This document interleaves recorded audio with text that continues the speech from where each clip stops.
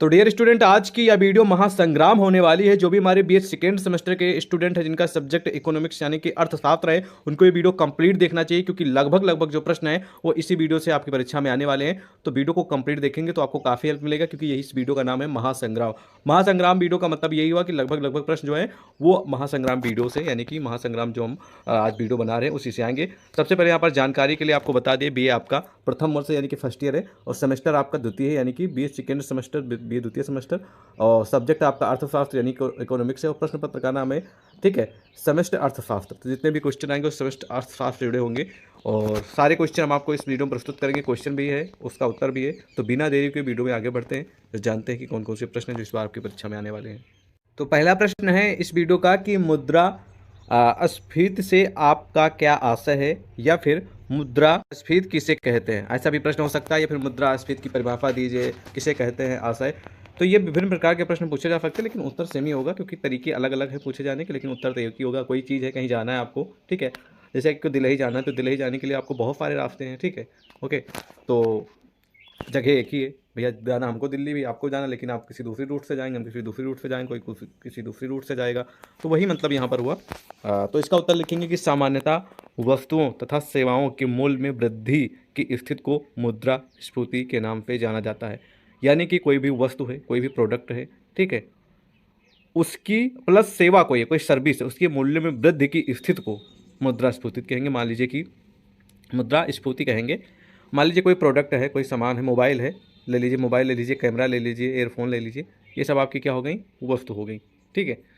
Plus सेवा, सेवा का मतलब ये हुआ कि जैसे हम आपको वीडियो के जरिए, ठीक है, कोई आपको हम सर्विस दे रहे हैं, या फिर आप कोई दुकान पे फॉर्म फिल कराने जाते हैं, साइबर कैफ़े पे, जनसेवा केंद्र पे, वो एक सेवा हो गई, ठीक है।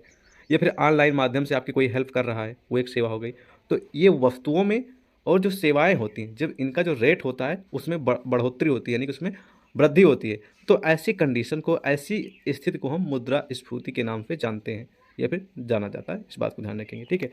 उसके बाद इसमें मुद्रा का मूल्य घट जाता है, ओके। उसके बाद लिखना आपको वेबस्टर शब्दकोश के अनुसार, यानी कि एक प्रमुख विद्वान है, उनके शब्दकोश के अनुसार मुद्रास्फीति वह अवस्था है जब वस्तुओं की उपलब्ध मांग की तुलना में मुद्रा तथा साख की मात्रा में अधिक वृद्धि होती है, और परिणाम स्वरूप मूल्य स्तर में निरंतर तथा महत्वपूर्ण वृद्धि होती है, तब उसको हम मुद्रास्फीति कहेंगे। लेकिन आप सिंपल से इतनी परिभाषा याद रखेंगे जो मैंने यहाँ से बताई है यहाँ तक, ठीक है।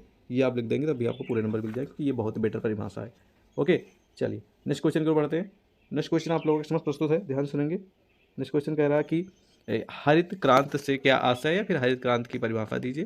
तो सिंपल से इसका उत्तर लिखेंगे, हरित क्रांति से आशय या फिर मतलब किसी उत्पादन में अल्पकाल में विशेष गति में वृद्धि का होना, तथा उत्पादन की या वृद्धि आने वाले लंबे समय तक बनाए रखने से है। तो हरित क्रांति का सिंपल सा मतलब होगा कृषि से, खेती से संबंधित है, ठीक है। खेत में जो भी चीज़ उत्पादित की जाती है, जैसे कि धान है, गेहूँ है, मटर है, सब्जियाँ हैं, ठीक है, बहुत सारे अलग अलग फल हैं, बहुत सारी अलग अलग सब्जियां हैं, उनका जो उत्पादन होता है, उनको जो उगाया जाता है, उसमें अल्पकाल मतलब कम समय में, विशेष गति से मतलब कि बहुत तेज गति से, ठीक है, वृद्धि का होता है, मतलब कि बहुत बहुत कम समय में कोई भी कृषि का काम हो, या फिर कुछ भी बोया गया हो, या फिर धान हो, गेहूँ हो, ठीक है, या फिर मटर हो, ठीक है, या फिर कोई सब्जी हो, बहुत सारी प्रकार की होती है, ये कम समय में और तेज गति से इनका होना, या फिर उत्पादन होना, ठीक है। और ये जो वृद्धि आने वाले समय तक बनाए रखने से, आने वाले मतलब ये जो जल्दी कम समय में उत्पादन होना, ठीक है, और तेज गति से होना, ठीक है, ये सब क्या कहलाएगा, और कम समय में, लंबे मतलब कि कम समय में भी हो, और ये प्रक्रिया जो है वो बहुत दिनों तक, लंबे समय तक चलती रही हो, ठीक है, या फिर बनाए रखने से है हरित क्रांति का मतलब, ठीक है। अन्य शब्दों में हरित क्रांति से आशय देश के सिंचित एवं असिंचित क्षेत्रों में अधिक उपज देने वाले किस्मों के बीज द्वारा कृषि उत्पादन में तीव्रतम वृद्धि करना है। यानी कि कोई भी बीज है, या फिर कोई भी मान लीजिए कि कृषि से संबंधित खेत में जो भी बोया जाता है, ठीक है, उसमें कम समय में ज़्यादा वृद्धि हो और उत्पादन अच्छा हो, ठीक है, उसकी वृद्धि करना है। विश्व में हरित के जन्मदाता नोबेल पुरस्कार विजेता प्रोफेसर नॉर्मन बोरलॉग थे। यानी कि विश्व में, यानी पूरी दुनिया भर में हरित के जो जन्मदाता हैं, ठीक है, जो कि नोबेल पुरस्कार से इनको सम्मानित किया गया था, इनका नाम है नॉर्मन बोरलॉग थे। जबकि भारत में MS स्वामीनाथन को माना जाता है। विश्व में नॉर्मन बोरलॉग को माना जाता है, और भारत में MS स्वामीनाथन को माना जाता है हरित का जनक, यानी कि फादर ऑफ हरित, ठीक है। महत्वपूर्ण प्रश्न है, कई बार आ चुका है, इस बार भी आने की पूरी उम्मीद है। अगला प्रश्न है कि राष्ट्रीय आय को परिभाषित कीजिए। तो राष्ट्रीय आय का मतलब हो गया कि देश का पैसा एक तरीके से, ठीक है, यानी कि देश की इनकम, नेशन की, ठीक है। तो इसका उत्तर लिखेंगे कि राष्ट्रीय आय विश्लेषण में राष्ट्रीय आय की अवधारणा का एक विशिष्ट स्थान है। राष्ट्रीय आय को साधन लागतों पर राष्ट्रीय आय भी कहा जाता है। इसका कारण यह है कि उत्पादन के विभिन्न साधनों जैसे भूमि, श्रम, पूंजी, संगठन, साहस आदि के किसी एक वर्ष में विशुद्ध आय को व्यक्त करती है। राष्ट्रीय आय उत्पादन के साधन लागत पर विशुद्ध राष्ट्रीय उत्पादन दोनों एक ही हैं, अर्थात राष्ट्रीय आय बराबर साधन लागत पर विशुद्ध राष्ट्रीय उत्पादन। और प्लस आपको यहाँ पर ध्यान देना है, यदि विशुद्ध राष्ट्रीय उत्पादन की गणना बाजार मूल्यों पर की गई तब राष्ट्रीय आय की गणना करने के लिए इनमें से अप्रत्यक्ष करों को हटा दिया जाता है तथा सरकारी अनुदान को घटा दिया जाता है, ठीक है। यानी कि प्रत्यक्ष कर जो लगे रहते हैं, बहुत सारे टैक्स, उनको हटा दिया जाता है तथा सरकारी अनुदान को घटा दिया जाता है। और राष्ट्रीय आय इक्वल बाजार मूल्यों पर विशुद्ध राष्ट्रीय उत्पादन, अप्रत्यक्ष कर प्लस सरकारी अनुदान। राष्ट्रीय आय की अवधारणा का आधारभूत महत्व जो है, राष्ट्रीय आय अर्थव्यवस्था के विवरणात्मक पक्ष का लेखा जोखा प्रस्तुत करती है। आर्थिक न्याय के अध्ययन में राष्ट्रीय आय की अवधारणा का महत्वपूर्ण स्थान है। यानी कि जो आर्थिक न्याय मतलब कि जो राष्ट्रीय आय है, इसका आर्थिक न्याय के अध्ययन में बहुत बड़ा महत्वपूर्ण स्थान है, ठीक है, राष्ट्रीय आय का। और राष्ट्रीय आय के अंतर्गत, ठीक है, कोई भी सर्विस होती है, कोई भी प्रोडक्ट होता है, बाजार की कोई भी रेट होते हैं, ठीक है, उनके मूल्यों में विशुद्ध जो होता है राष्ट्रीय उत्पादन, मतलब कि किसी चीज़ का उत्पादन करना, ठीक है, वृद्धि करना, उसमें उगाना, ठीक है, चाहे जो भी चीज़ हो, तो उससे संबंधित ये प्रश्न है। राष्ट्रीय आय के बारे में आप इस प्रकार लिख सकते हैं। अगर समझ में नहीं आया तो एक दो बार वीडियो और देख लेंगे, और फिर भी नहीं समझ में आया तो गूगल पे इसका उत्तर सर्च कर लेंगे, आपको मिल जाएगा। बहुत सारे अलग अलग तरीके की परिभाषा जो आपको बेटर लगे तैयार कर लीजिएगा, लेकिन कुल मिला के महत्वपूर्ण प्रश्न है, ठीक है। अब अगला प्रश्न है कि फिलिप्स वक्र क्या है, ठीक है, इंपॉर्टेंट क्वेश्चन है। फिलिप्स वक्र क्या है, तो इसके बारे में लिखेंगे। फिलिप्स वक्र बेरोजगारी की जो दर है तथा मुद्रा मजदूरी परिवर्तन की दर में संबंध का निरीक्षण करता है, यानी कि जानता है, समझता है। बेरोजगारी की दर यानी कि बेरोजगारी की जो संख्या है तथा मुद्रास्फीति की दर के बीच प्रतिलोमानुपाती संबंध होता है, यानी कि रिलेशन होता है। इस संबंध को उन्होंने एक वक्र के रूप में प्रस्तुत किया है, और उस वक्र का जो नाम है, ठीक है, वो फिलिप्स के नाम पर ही पड़ा है, जिसे उन्हीं के नाम पर फिलिप्स वक्र कहा जाता है, ठीक है। यानी कि जो फिलिप्स वक्र का जो नाम है वो फिलिप्स के नाम से जाना जाता है। फिलिप्स एक प्रमुख विद्वान है, ठीक है, उसे संबंधित एक प्रश्न है, तो जिसे उन्हीं के नाम पर फिलिप्स वक्र कहा जाता है। और यह जो वक्र है बताता है कि बेरोजगारी की दर और मुद्रा तथा मजदूरी बढ़ने की दर के बीच विपरीत संबंध है। जब बेरोजगारी बहुत होती है, यानी कि बहुत ज़्यादा लोग अनएम्प्लॉयमेंट होते हैं, जिनके पास नौकरी नहीं रहती है या फिर कोई साधन नहीं रहता इनकम का, ठीक है, तो मुद्रा मजदूरी दरों के बढ़ने की दर नीची होती है, ठीक है। तो मुद्रा मजदूरी दरों के बढ़ने की जो दर होती है वो बहुत कम, यानी कि नीचे होती है एक तरीके से, ठीक है। तो इस प्रकार इसके बारे में लिखेंगे। अगला कि रोजगार के प्रतिष्ठित सिद्धांत की मान्यताएं बताइए, ठीक है। तो रोजगार यानी कि जो नौकरी होती है प्रतिष्ठित, उसके कुछ सिद्धांत जो हैं जिनकी मान्यता मिली है। तो नंबर 1 पे है मजदूरी एवं कीमतें परिवर्तनशील होती हैं। ये जो नौकरी होती है ना, उसके कुछ सिद्धांत और मान्यताएं होती हैं, क्योंकि मजदूरी जो होती है और प्लस जो उसके बदले आपको तनख्वाह मिलती है, ये दोनों हमेशा परिवर्तनशील होती हैं, ठीक है। आप हमेशा एक ही पद पे या फिर आप हमेशा एक ही कार्य या फिर एक ही पैसे में नहीं करते, तो ये परिवर्तनशील होता है। दूसरा है कि मुद्रास्फीति के बगैर पूर्ण रोजगार की स्थिति, ठीक है। तीसरा है विदेशी व्यापार रहित मुक्त बाजार वाली पूंजीवाद अर्थव्यवस्था। चौथी है श्रम, यानी कि जो मान लीजिए मजदूरी करते हैं, ठीक है, श्रम एवं उत्पादन बाजारों, ठीक है, बाजारों में पूर्ण प्रतियोगिता की स्थिति। पांचवा, अर्थव्यवस्था में मुद्रा की पूर्ति दी हुई है। और 6 नंबर है श्रम की सभी इकाइयाँ समान रूप से कुशल तथा दक्ष हैं। तो ये कुछ हैं मान्यताएं जो कि हमेशा नहीं आता, कभी कदार आता है क्वेश्चन, ध्यान रखेंगे तो बेशक सही रहेगा। और अगला प्रश्न कई बार आ चुका है, ठीक है, वैयक्तिक आय को परिभाषित कीजिए। वैयक्तिक आय के बारे में जानते हैं।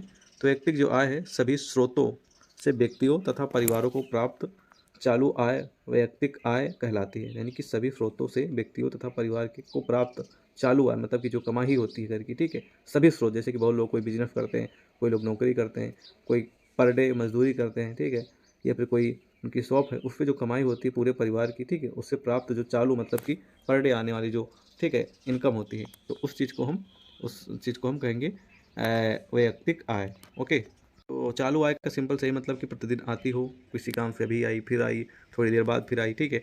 तो ये सब पूरा प्रोसेस जो है ये वैयक्तिक आय कहलाती है, और सभी स्रोतों से, ठीक है। जितने भी घर में मान लीजिए कोई घर में 10 लोग हैं तो सभी लोग अलग अलग चीज़ों से पर डे पैसे कमा के लेकर आते हैं, ठीक है। तो जो चालू है आय है पूरे परिवार की, उसको हम व्यक्ति का आय कहेंगे, ध्यान रखेंगे, बहुत ही बड़ा पॉइंट है।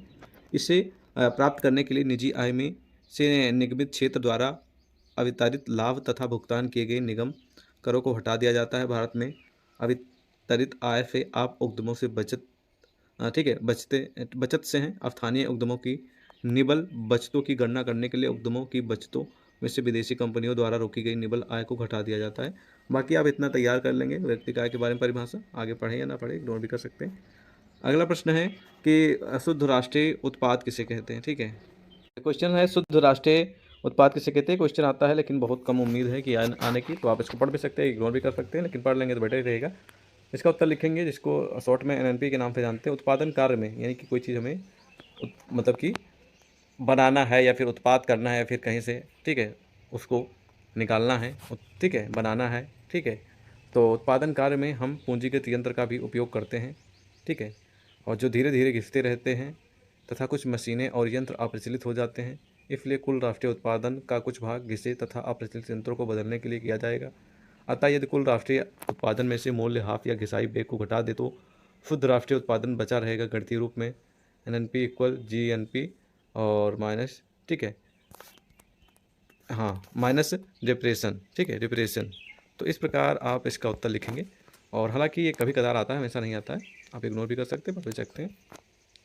चलिए नेक्स्ट क्वेश्चन है कि हरित राष्ट्रीय आय क्या है। तो हरित राष्ट्रीय आय के बारे में जानते हैं, ये भी कई बार आ चुका है और काफ़ी हेल्पफुल क्वेश्चन है, ठीक है। तो इसका उत्तर लिखेंगे कि किसी देश में एक वर्ष में उत्पादित अंतिम वस्तुओं व सेवाओं का मूल्य राष्ट्रीय आय कहलाता है। तो मतलब किसी देश में एक वर्ष में उत्पादित अंतिम वस्तुओं यानी कि लास्ट में, किसी देश में एक वर्ष में उत्पादित अंतिम वस्तु यानी कि कोई साल है, मान लीजिए 2024 है, 2024 के लास्ट में कोई वस्तु है, कोई सेवा है, ठीक है, वो क्या हो रही है, लोगों तक दी जा रही है, ठीक है। तो उसमें होता ये है कि सेवाओं और जो वस्तु होती है उसका मूल्य राष्ट्रीय आय कहलाता है, ठीक है। यही इसी को हम प्रोसेस को बोलेंगे राष्ट्रीय आय, ठीक है। इस राष्ट्रीय आय में पर्यावरणीय क्षति भी शामिल, ठीक है, होती है या फिर शामिल है जो वस्तुओं के उत्पादन के दौरान हुई है। तो यहाँ पर बाय मिस्टेक कुछ वर्ड बाय मिस्टेक मुझसे गलत निकल गया, तो ये डिप्रिसिएशन है, ठीक है, डिप्रिसिएशन, ठीक है, एनएनपी इक्वल जीएनपी और माइनस डिप्रिसिएशन, ठीक है, ध्यान रखेंगे।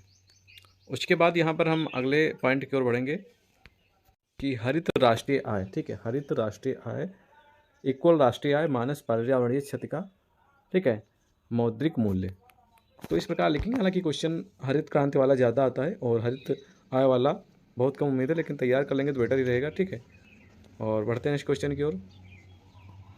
क्वेश्चन है कि राष्ट्रीय आय क्या है। तो किसी देश में एक वर्ष के अंतर्गत वहाँ के नागरिकों द्वारा अर्जित कुल आय को राष्ट्रीय आय कहा जाता है। इसमें विदेशों में अर्जित शुद्ध आय भी शामिल है। मतलब कोई देश है उसमें रहने वाले जो लोग होते हैं, जो कमाते हैं पैसे, उसको हम राष्ट्रीय आय कहते हैं, बिल्कुल सिंपल परिभाषा में, ठीक है। अगला है कि सकल घरेलू उत्पाद जीडीपी क्या है, ठीक है। तो जीडीपी से आप लोग मतलब कि परिचित होंगे ही, ठीक है। तो इसका उत्तर लिखेंगे कि देश की सीमाओं के भीतर एक वर्ष में उत्पादित अंतिम सेवा यानी कि लास्ट जो सेवा है वह वस्तु कि मैं, ठीक है, मौद्रिक मूल्य को सकल घरेलू उत्पाद या फिर जीडीपी कहा जाता है। तो इस बात को ध्यान रखेंगे, एक वर्ष में उत्पादित अंतिम जो सेवा होती है, जो वस्तु होती है, ठीक है, उसको हम उसके जो मौद्रिक मूल्य यानी जो रेट होता है उसके सकल घरेलू उत्पाद कहा जाता है, फिर उसको हम जीडीपी कहते हैं। अगला पॉइंट मतलब क्वेश्चन है कि राष्ट्रीय आय लेखा का क्या अर्थ है। तो इसका उत्तर लिखेंगे कि देश की राष्ट्रीय आय का व्यवस्थित लेखा जोखा या हिसाब किताब रखना राष्ट्रीय आय लेखा कहलाता है, ठीक है। यानी कि देश का जितना भी हिसाब किताब है उसको हम राष्ट्रीय आय कहेंगे, ठीक है, उसी का जो लेखा जोखा हिसाब किताब होता है। अगला क्वेश्चन है कि सकल राष्ट्रीय उत्पाद क्या है। तो देश की सीमाओं के भीतर उत्पादित अंतिम वस्तुओं व सेवाओं के मौद्रिक मूल्य को सकल घरेलू उत्पाद यानी जीडीपी कहा जाता है। जब इसमें विदेशों से अर्जित शुद्ध आय को जोड़ दिया जाता है तब इसे सकल राष्ट्रीय यानी कि जीएनपी कहा जाता है। इस बात को ध्यान रखें, ठीक है। अगला कि घरेलू उत्पाद एनडीपी क्या है। तो ये जो है जब सकल घरेलू उत्पाद यानी जीडीपी में से मशीनों की घिसावट के मूल्य को घटा देती है तब हमें शुद्ध घरेलू उत्पाद यानी कि एनडीपी प्राप्त होता है। अगला कि बाजार कीमत का साधन लागत क्या है। तो जब किसी औद्योगिक इकाई में कोई वस्तु बनकर तैयार होती है उसकी लागत वस्तु की कीमत निर्धारित करती है। इसी कीमत को साधन लागत पर कीमत कहा जाता है, ठीक है। यानी कोई भी चीज़ है, कोई प्रोडक्ट है जो बनाकर तैयार की जाती है, तो उसमें भाई कुछ ना कुछ लागत लगती है, ठीक है, और बाद में उसकी कीमत निर्धारित की जाती है। जैसे कोई सामान है हमने बनाया 5 रुपये में, अब उसकी हम कीमत 10 रखी क्योंकि हमको भी प्रॉफिट लेना है ना, तो लागत हमारा 5 आया लेकिन उससे चार्ज कर रहे हैं 10। तो वही यहाँ पर बताया जा रहा है, कोई वस्तु बनाकर तैयार होती है, उसकी लागत वस्तु की कीमत निर्धारित करती है, ठीक है, उसकी जो लागत है वो कीमत निर्धारित करती है कि हाँ ये कितने तक का बिक जाएगा, कितने तक का सेल हो जाएगा। तो इसी कीमत को साधन लागत पर कीमत कहा जाता है, इस बात को ध्यान रखेंगे, ठीक है। और व्यक्तिगत आय किसे कहते हैं, भी कई बार इंपॉर्टेंट क्वेश्चन आ चुका है, ठीक है। तो राष्ट्रीय आय में आय से निगम कर सामाजिक लाभ व अवितरित लाभ घटाने तथा हस्तांतरण आय को जोड़ने के बाद जो प्राप्त होता है या फिर प्राप्त होगा उसे हम व्यक्तिगत आय कहेंगे। तो इस प्रकार इसकी परिभाषा लिख सकते हैं। इसी तरह व्यय, ठीक है, व्यय योग्य आय क्या है, हस्तांतरण क्या है, नॉमिनल आय क्या है, वास्तविक आय क्या है, आय का अर्थ बताइए, व्यय किसे कहते हैं, आर्थिक कल्याण क्या है, ठीक है, हरित लेखांकन क्या है, उसके बाद आय का चक्रीय प्रवाह क्या है, ठीक है। ये इंपॉर्टेंट क्वेश्चन, इनको आपको ध्यान रखेंगे। एक क्वेश्चन और बहुत ही पॉपुलर है जो कि से का बाजार नियम क्या है, ये बहुत ही पॉपुलर क्वेश्चन, इसके बारे में आपको थोड़ा डिटेल में बता दे रहे हैं, तभी आप लोग समझ में आएंगे, ठीक है आपको। तो ये भी इंपॉर्टेंट क्वेश्चन कई बार आ चुका है, ठीक है। ये बाजार का नियम यह कहता है कि पूर्ति अपनी मांग का सृजन स्वयं करती है, यानी कि किसी चीज़ की कमी है तो उसकी पूर्ति की जाती है, ठीक है, और किसी चीज़ की मांग है, ठीक है, यानी कि डिमांड है तो उसकी भी पूर्ति की जाती है, यानी कि पूर्ति जो है अपनी मांग का सृजन स्वयं करती है, ठीक है। चीज़ पूरी करनी है तो उसको मांग तो करनी पड़ेगी, ठीक है। तो उसी से संबंधित ये बहुत महत्वपूर्ण प्रश्न कई बार आ चुका है, आएगा पक्का। एलम वक्र में परिवर्तन कैसे होता है, एलम वक्र फेड़ा क्वेश्चन आएगा। इसी तरह के विभिन्न प्रकार के क्वेश्चन आएंगे जो कि इस वीडियो में मैंने सारे के सारे क्वेश्चन एंड आंसर इंक्लूड कर दिए हैं, जो कि आपके एग्जाम के लिए बहुत ही महत्वपूर्ण प्रश्न है, ठीक है। तो एक बात और ध्यान रखेंगे, जो ये से है ना, एक प्रमुख विद्वान है और प्रमुख अर्थशास्त्री हैं, ठीक है, जिनको ध्यान रखेंगे, जिनका पूरा नाम है, ये फ्रांसीसी लेखक है जिनका नाम है जीन, ठीक है, बैप्टिस्ते से, ठीक है, इनकी एक ग्रंथ भी है, ठीक है। तो ध्यान रखेंगे, से एक प्रमुख विद्वान है। तो ये भी महत्वपूर्ण प्रश्न है, पक्का आएगा, हमेशा आता, कभी छूटा नहीं वाला प्रश्न, ठीक है, से का बाजार नियम। इसी तरह के पूरे क्वेश्चन एंड आंसर इस वीडियो में इंक्लूडेड हैं और पीडीएफ आपको मिल जाएगी हमारे टेलीग्राम व्हाट्सएप पे। तो इसी वीडियो के डिस्क्रिप्शन में टेलीग्राम व्हाट्सएप का लिंक दिया गया है, तो उससे ज्वाइन होकर पीडीएफ ले सकते हैं। लगभग प्रश्न इसी वीडियो से आएंगे, मतलब इसी पीडीएफ से आएंगे, तो आप लोग तैयार कर लीजिएगा, ठीक है। 2-4 क्वेश्चन को तो नहीं कर सकते, लेकिन ज़्यादातर प्रश्न इसी वीडियो से आएंगे, ठीक है। और बाकी अगर कोई त्रुटि है, कोई गलती है तो उसके लिए हम क्षमा प्रार्थी हैं। बाकी मिलते हैं एक और नई वीडियो में। जय हिंद। और एक और क्वेश्चन जो कि मैं आपको दिखा दे रहा हूँ, ये हमेशा आता है, समष्टिगत अर्थशास्त्र क्या है, ठीक है, तो इसके बारे में आपको जानना जरूरी है, कई बार आ चुका है। तो इसका उत्तर लिखेंगे, जब अर्थव्यवस्था का अध्ययन एक बड़े समूह को अध्ययन में या फिर ध्यान में रखकर, जब अर्थव्यवस्था का अध्ययन यानी कि फाइनेंशियल चीज़ों का अध्ययन बड़े समूह को ध्यान में रखकर किया जाता है या फिर बड़े समूह को ध्यान में रखकर किया गया है, तब उसे ठीक है समष्टिगत अर्थशास्त्र कहते हैं। जैसे कि राष्ट्रीय आय का अध्ययन, यानी कि देश का जो आय है, इनकम है, उस चीज़ का अध्ययन करना, ये बहुत बड़ा टॉपिक क्वेश्चन है, ये आएगा हमेशा, ठीक है।